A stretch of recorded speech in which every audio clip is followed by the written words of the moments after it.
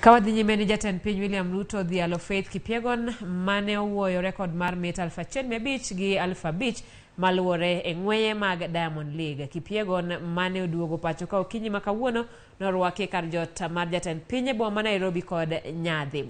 Kama nomiye mich mar omenda maromo shillings milion 5 gi ot mar shillings milion 6 ma onyiewne gi piny owacho. Jatend piny Kenya William Ruto nosingo ne jotugo mabiro wuoyo rekod ni sirikande biro miyo gi mich machalre gi ma Faith oyudo ka jotugo bende biro yudo bok mag wuoth mag betri.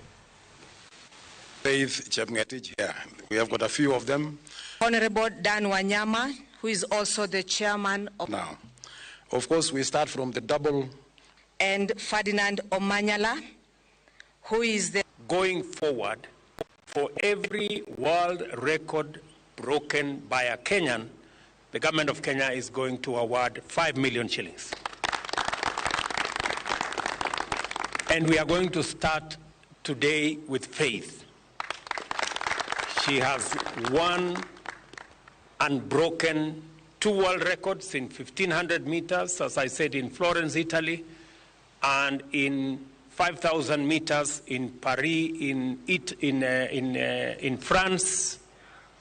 The government of Kenya is going to award her a total of 5 million for 1 record, and we are going to give her a house worth 6 million for the other record.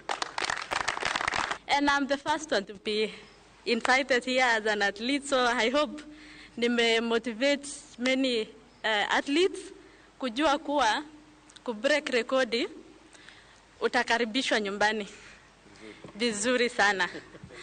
So nawaambia tung'ang'ane, to break records, tuchenge jina la country yetu iende mbele na let's run clean. Twak ewi paro mar omenda ochomo